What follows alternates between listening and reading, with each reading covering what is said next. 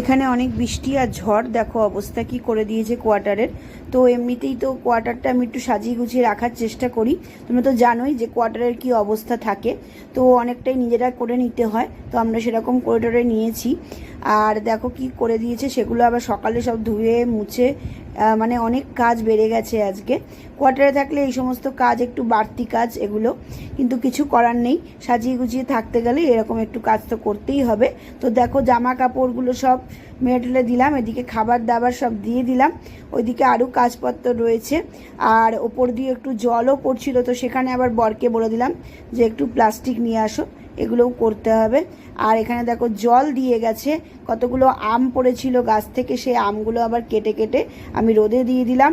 তো হাজারটা কাজ এভাবে বেরিয়ে যায়। কিন্তু কোয়ার্টারগুলো দেখো, এখানে কার্পেটটাকে রোদে দিতে হয়েছে, একটু জল পড়েছিল, কার্পেটটা ভিজে গেছিলো, সেই কারণে কার্পেটটা রোদে দিলাম।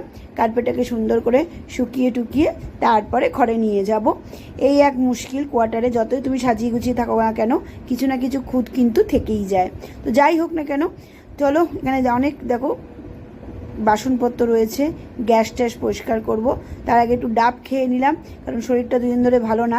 এত খাটাখাটনি করতে হচ্ছে কোয়ার্টারের পিছনে, করতেই হবে, কিচ্ছু করার নেই, ভীষণ নোংরা হয়। তো চলো, এখানে দেখো আমার রান্নাবান্নাও করে ফেললাম। আর লাউ চিংড়ি করে দিয়েছিলাম, আর লাউয়ের যে পাতাগুলো হয় সেগুলো একটু ভাজি করেছিলাম, আর এখানে ডাল বসিয়েছিলাম। তো এই দেখো লাউয়ের পাতার ভাজিটা চিংড়ি দিয়েই করেছিলাম। তো চলো চলি, টাটা।